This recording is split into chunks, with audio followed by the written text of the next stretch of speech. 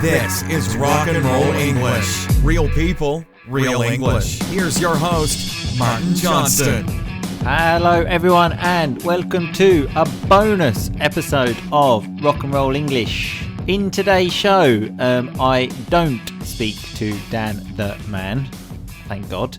I speak to an IELTS expert called Chris Pell from IELTSadvantage.com to get some tips about how to pass the IELTS exam.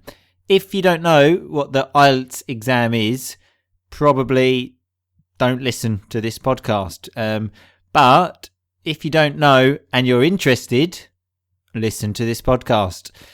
Or if you're doing the exam, definitely listen to this podcast. So the IELTS exam is probably the most famous and most recognised exam you can do in English.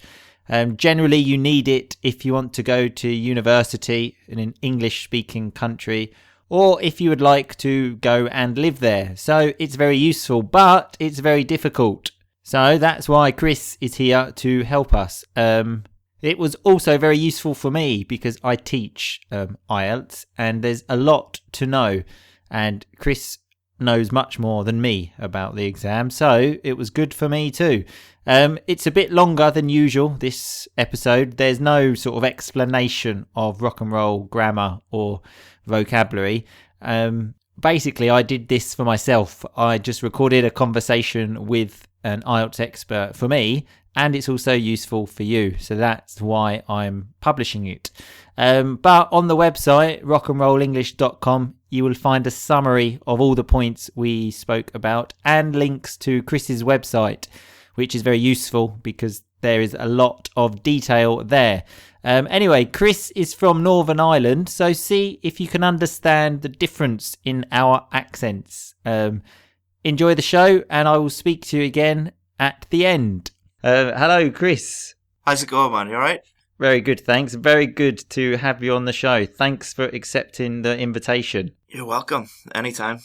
Okay, so we're going to get straight down to business, which is a nice rock and roll piece of vocabulary there, to get straight to the point. Because obviously you're an IELTS expert, so we thought we could take advantage of this and you could give us some advice about how to hopefully pass this exam. Is that okay? Yeah, no problem. Happy to help. Very good. So we're going to look at, each part of the exam. So we're going to start with the speaking and, especially the part 2. Because, maybe just quickly explain how that works for people that don't know.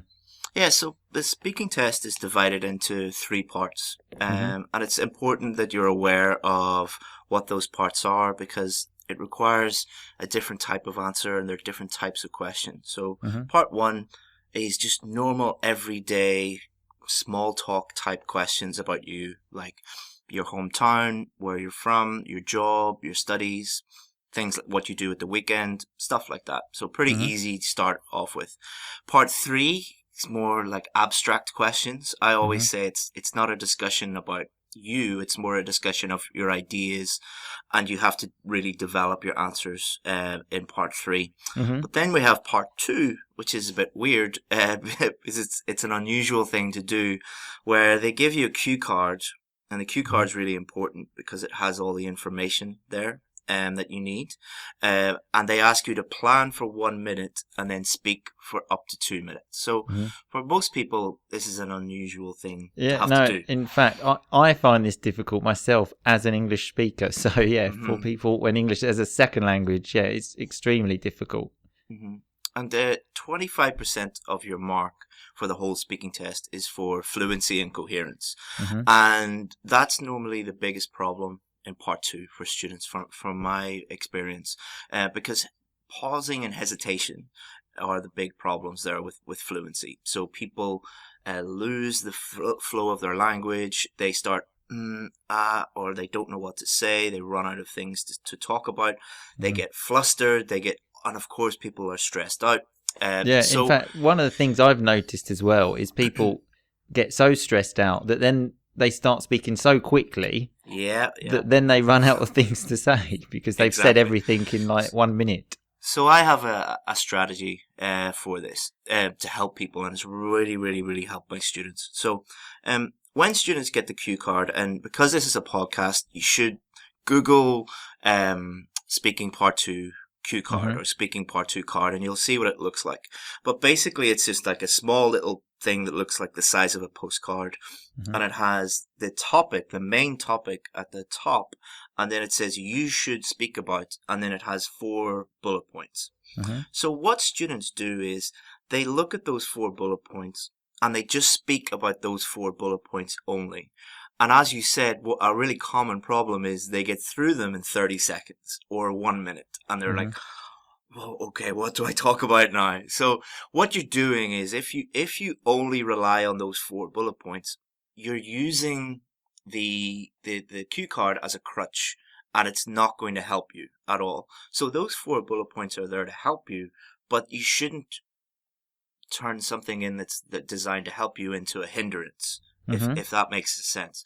So the rule that most people think is that you must talk about the bullet points, only about the bullet points, and in that order. And lots of IELTS teachers think that as well, because IELTS is a mystery.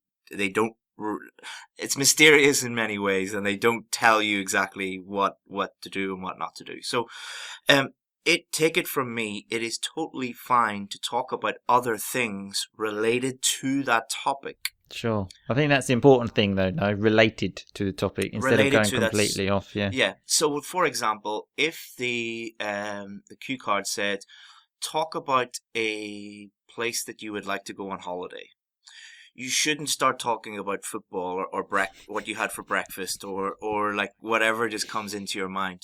But as long as you are talking about that topic, and you could talk about your opinion about that place, what you thought about it in the past, what you think about it now, what you think about it in the future, a description of it, a story about it, an example of it. There are so many different things, and if you realize that, it gives you more freedom to be able to talk more fluently and in a more human way to the examiner, rather than, okay, look at bullet point number 1 to talk about bullet point number 1. Sure. Look at bullet point number 2, talk about bullet point number 2. So that gives you the flexibility to plan your answer in a more natural way and speak in a more natural way. However, it's really important that you practice that technique. Don't just listen to one podcast and be like, okay, I'm going to get a band 9 in my test. So if you Google my website, IELTS Advantage, and you look at, if you Google IELTS Advantage Speaking Part 2, it will detail this technique. And be very careful if you're like, I've seen some really, really bad advice for this part. Like, I've seen teachers telling students, talk about bullet point number 1 for 30 seconds, and then talk about bullet number 2 for another 30 seconds. So that's just like, that would be difficult for, someone who is a genius and has, is the most fluent English speaker in the world. That would be difficult. Don't make it more difficult for yourself by listening to bad advice. So yeah, that would be, the other thing about fluency with speaking is, there's two fluency related problems. There's language related fluency problems and content related fluency problems. Language related fluency problems are when students are trying to think of the correct grammar and vocab. And if you're, that's a common problem, but it's not as common as the content-related fluency problems, where students are just trying to think of the correct ideas because they think it's an ideas test or a knowledge test, and it's not at all. The writing test, your ideas are important, they're quite important. Speaking test, as long as you're answering the question, there are 10,000 things that you could say and they would be correct. So, like, if someone says to you, what's your favorite color? You could name, any color under the sun and have any reason why you like that color. Whereas a lot of students think, okay, which color will be most impressive? Or which color, they think like the examiner has like a color written down, and if you talk about that color, you'll get a band 9 or something like that. Like that sounds crazy, but a lot of my students think these things. So the best, the most effective advice in the short term that I can give students for fluency is relax about the content in the speaking test. Sure. There is no correct answer. They're not testing your knowledge. They're not testing your IQ. They're testing your speaking. It's a speaking test. Focus on grammar, vocabulary, pronunciation, and fluency, the 4 things that are actually being tested, and you'll do quite well. Because our brains are kind of like a computer where if you've too many programs open and it's thinking of too many things, Sure. then it starts to slow down. And that's the way I describe fluency problems to my students. If you are thinking of 11 different things when you're speaking, it doesn't matter how good you are at English, your fluency is going to suffer. So keep it simple. Sure. Obviously, you have to be using less common vocabulary and things like that, and stretching your grammar and things like that. But just forget about trying to think of impressive ideas, because they don't exist. Sure. And just use that cue card then as like a guide. Exactly. So Yeah. the way not stick to it like religiously. Yeah. It's a guide, and then you can. Yeah. So there's 4 bullet points on the card. I do practice sessions with my students, and I do demos with my students, and sometimes I use all 4 bullet points in order, because that's a natural way to speak. Sometimes I use none of the bullet points, but I talk about the main topic. Some of the time I'll use 2 of them, or I might change the order. But what I'm doing is I'm just using the cue card as a tool to help me, rather than a crutch as a hindrance, if that makes sense. That's another thing I say to my students, is the practice is very important, because it's a very unnatural thing to do. So, to try and get that practice as much as possible. The next thing, obviously, is the writing. Another part 2 again. Another thing people have difficulty with is coming up with ideas. So I thought you could give us some tips about that as well. Yeah, no problem. We on this podcast, we were trying to think of the most common questions or the most common thing that we get asked about. And I get hundreds of emails every day, and a good proportion of them are about task 2, idea generation. Again, this is an area where there's a lot of confusion. And again, it's an area where students think that it's an IQ test or a knowledge test. And if they don't, and a lot of students are very insecure about this part, because they think that they don't have enough knowledge. So there are a few things that I can tell you about idea generation that will really help you. The first is the way that idea generation is taught in 90% of IELTS classes is wrong. If you look at any IELTS book or go into 90% of IELTS classes, the way that the teacher will suggest that the students do it is something called brainstorming. Brainstorming is a great technique if you're thinking of marketing ideas, or you're thinking of ideas for a holiday, or just like wide open, expansive thinking. You don't have time to do that in task 2. So what brainstorming does is A, it wastes time, but more importantly, B, because of the nature of brainstorming, it leads to the student thinking of a huge number of irrelevant ideas that are not related to the specific question. Yeah, that's the main thing. People go off the question so much. Exactly. I notice. Yeah. Exactly. So what happens is you go in there, you brainstorm, you run out of time, you've got a bunch of unrelated ideas, you have to spend time to sift through these. You look at the clock, 10 minutes have gone already. You pick one of these ideas that is not even related to the question. You look at the clock again, you're halfway through, your essay, you're running out of time, and then you realize, like, oh no, like, I'm not even answering the question. Like, brainstorming is, that sounds like an extreme scenario, but I guarantee that you will get emails from people saying, like, that's exactly what happened to me in the test. It happens a lot. So a better way to think of ideas, and we'll talk about long-term strategies and short-term strategies. So a short-term strategy is, instead of brainstorming, just ask yourself direct questions about the question that's being asked. So that might sound a bit weird. So let me give you an example. Let's say the question is, I recently did one about AI in cars. So AI is going to take over artificial intelligence, artificial intelligence, computers that can learn and computers that can think for themselves are about to take over from drivers. They will drive cars autonomously. So the question could be something like, do you think this is a good idea, or do you agree with this, or what are the problems with this, or what are the solutions with this, or something like that. So instead of writing the question in a bubble and thinking of lots and lots and lots of ideas, you just ask yourself that direct question. So if the question was, do you agree or disagree with this? You just ask yourself the question, why would I agree with this? Or why would someone else agree with this?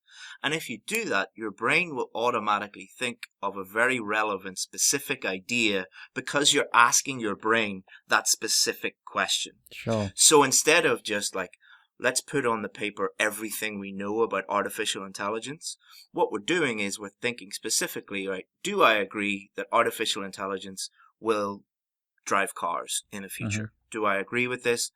Or if I disagree with this, what are the ideas here? So you're asking yourself very, very specific questions. And what you're doing is you're trying to think of the most obvious answer.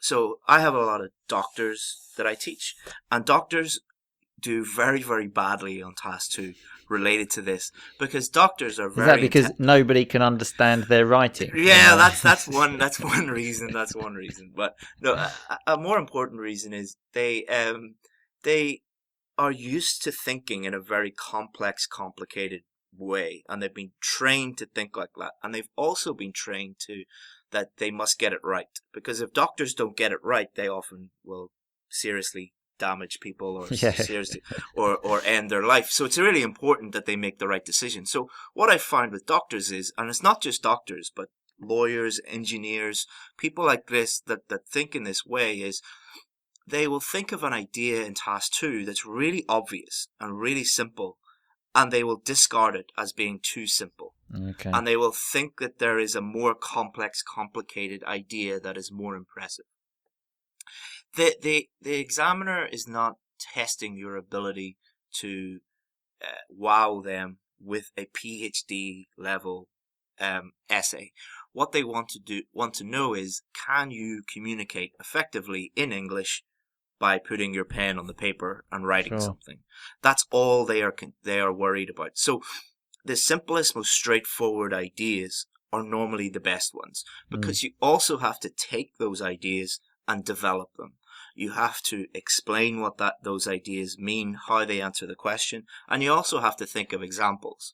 And if you're listening right now and you're like, oh my God, this is too much, this is like, there's a lot of things I need to do, take one step at a time. There are a lot of things that you need to do.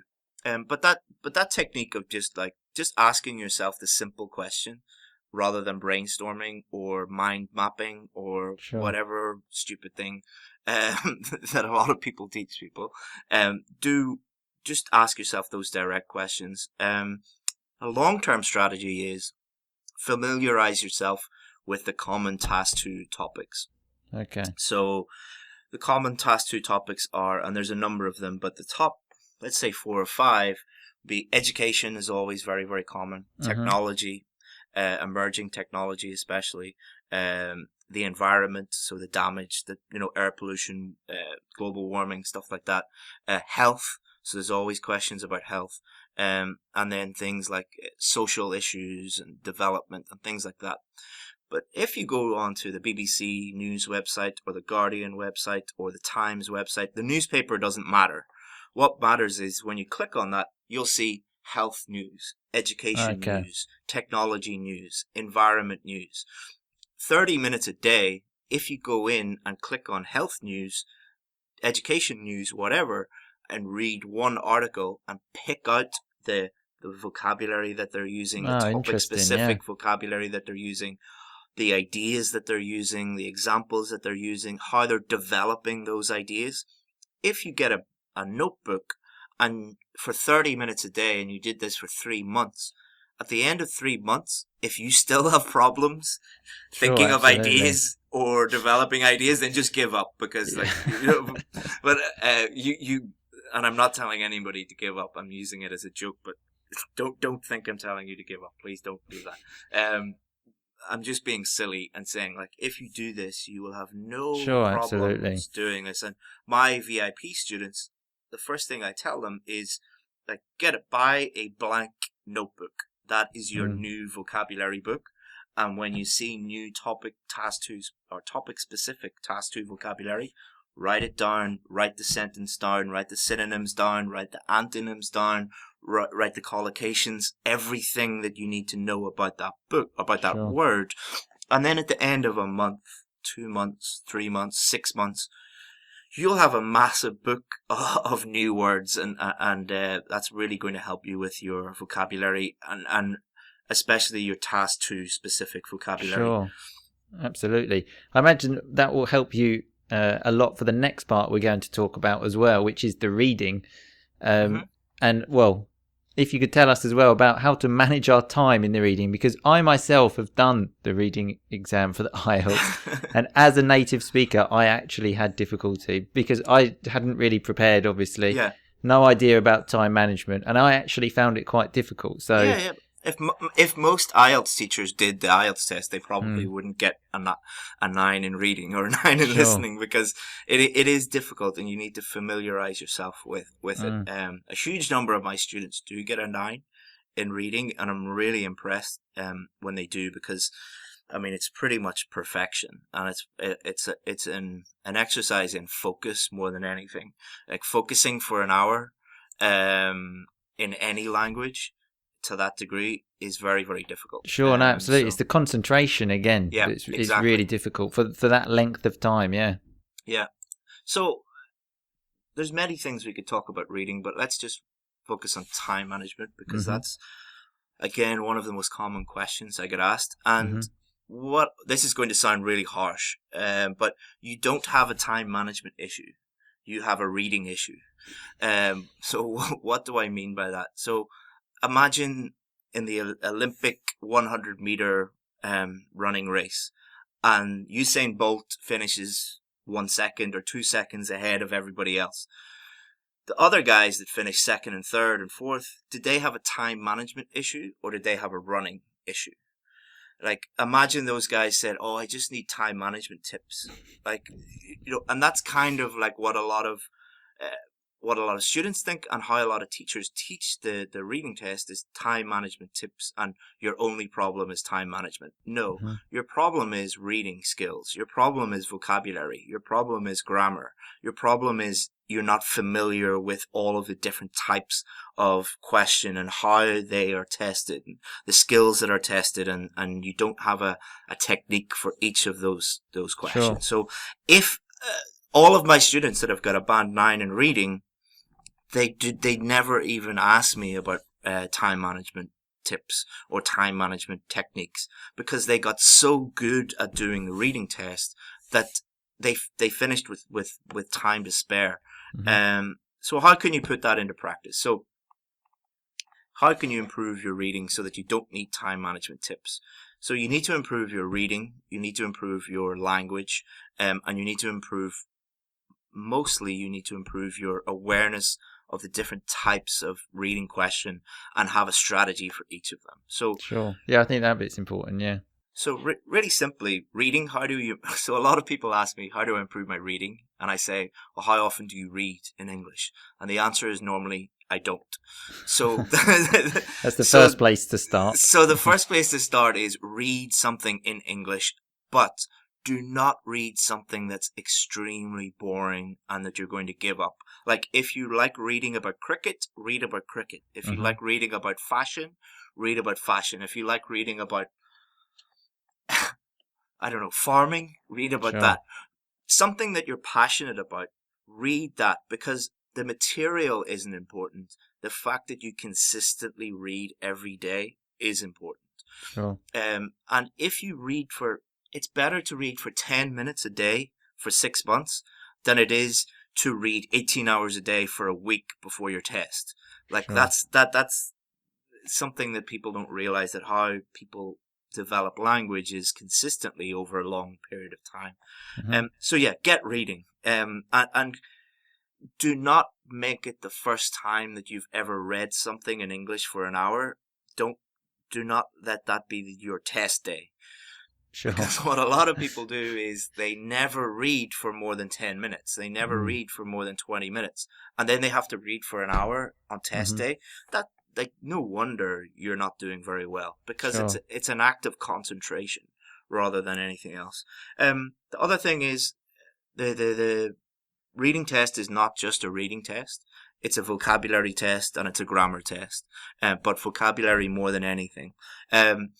You will need to know synonyms of words to find the area of the answer where it is. You'll also need synonyms to find the actual answer. You'll also need to be aware of the meaning of the words within the paragraph or in the sentence in order to discern what the correct answer is. So if you consistently are getting a band 6 or getting a band 5 in reading, you probably need to just improve your vocabulary. And that goes back to what I said about writing, about having a vocabulary book, your own vocabulary book, and focusing on that every day. So, and you combine that with your reading practice. So instead of passively reading, actively read it. By actively reading, I mean look at the words that you don't understand when you're practicing your reading. And pick those out and guess the meaning of them, and then look them up and then review them. Sure, I think that's important to first try and guess the meaning from the context. Exactly. Yeah. Exactly. Because an Oxford English professor could look at the IELTS reading test, and there might be one or two words that he doesn't or she doesn't know. There are always going to be words that are so strange that you won't know you definitely won't know the meaning. So it's about A, guessing the meaning, and 2, knowing that you don't have to know the meaning of every single word. Because what happens is students will look at the IELTS reading test and they'll see one word they've never seen before, and they'll just be like, "Oh my god, this is horrible, I'm going to fail." Like, I look at the test sometimes and be like, "What does that word mean?" I know that some people think that every English teacher should know every single word in the English language, but if your English teacher tells you that, they're lying to you. I'm glad you said it, because the same thing happens to me. No, they are intentionally put in there because think about what they're doing. They're testing your ability to operate in an English speaking society or country. You are always going to see words as an English learner that you don't understand. Sure, absolutely. So that is a really, like the IELTS test often gets criticized for not being a genuine test or not being a genuine test of English. That is a very genuine test of English for an English learner. The other thing, and this is most related to time management, is you have to realize that there are a number of different types of question on the reading test. So true, false, not given, yes, no, not given, multiple choice, matching headings, matching information, short answer questions, and on and on and on and on. Each of those, the reason why they have these different types of question is they test different types of sub-skills. So matching headings is testing your ability to understand the whole idea of a paragraph pretty quickly. Whereas true, false, not given is testing a different skill. It's testing your ability to differentiate between things that match, the information is matching, or that it's not matching, or it's not there at all. And because they're testing different things, you need to have a different strategy for each of them. For each one. So I teach my students, okay, I'm not going to give you a strategy for one strategy for every type of question. I'm going to give you a step-by-step strategy for all of them, and all of this is going to be different. I'm sorry, you have to learn this. It's a lot of work, but it's going to ensure that you do very well. And do not think that the strategy to pass the reading test is skimming, scanning, and then find the answer. Sure. That works for some questions, but it doesn't work for all questions. And like a lot of students just think if I get good at skimming and get good at scanning, I'll get a band 9 in the reading test. And then you ask them, what does skimming mean? And they've no idea what it means. But like a lot of people talk about skimming and scanning, but they've no idea what it actually is. And that goes for teachers as well. So yeah, to treat each question as an individual question that requires an individual type of question that requires an individual specific approach, and that is going to help you. There is some more information about these approaches on Chris's website, which there'll be a link into the show notes anyway. But let's move on to the last part, which is the listening, which, as we spoke about before the show, generally people say it's probably the easiest part for them, but obviously there are still difficulties to it. So what can we do to help us improve the listening? So some people are going to hate me for saying this because it's so simple, but normally the simple ideas are but you have to listen to English. For example, this podcast. This is a great idea. I mean, it's kind of like I have a few extra pounds, let's say, on me. I'm a little bit too fat, and I know to lose weight I have to just move more and eat less, and that's kind of and people don't like to hear that, and that's why there are all these complicated diets and exercise regimes. But if you just move more and eat less, you'll lose weight, I guarantee it. Same with listening. How do I improve my listening? You listen to English. How do I improve my reading? You read books about English. But listening is probably the one that I get the fewest number of questions about, because just we tend to get more practice listening naturally. So because our ears are always open, we're constantly practicing our listening. That's why writing is the area that people have the most difficulty with. They don't practice writing. Absolutely. It's just nobody practices writing that much compared to how much they listen to things and how much they read things. But I think it's just the productive skills in general. Also speaking, some people don't have the opportunity to speak in English. So maybe they watch TV series, read books, but they don't actually have the opportunity to speak, and they certainly don't write, as you said. Absolutely. And it differs from country to country, because some countries, they teach English by grammar is really important, vocabulary is really important, but then they never actually teach someone how to open their mouth and use it. Other countries, it's the opposite. They have really, really good fluency, but they need a lot of work on their grammar and vocabulary. So it's about that balance. But listening, the advice I could give you is definitely you have to listen, but also, like reading, familiarize yourself with the different types of question, because they are testing different skills, and you need a strategy for each of those, and you need to practice those strategies. And I don't mean that you just read the strategy and then do a practice test under exam conditions. Take the strategies that are on my website and spend 30 minutes on one type of question and really learn the strategy that you're using. And also, when you do practice tests, analyze your mistakes. So don't just do the test, add up all the marks, and then be like, oh, I'm still stuck at a 6.5. The great thing about listening and reading is you don't need a teacher to figure out where you're going wrong. Writing and speaking, you need a teacher to tell you what's wrong.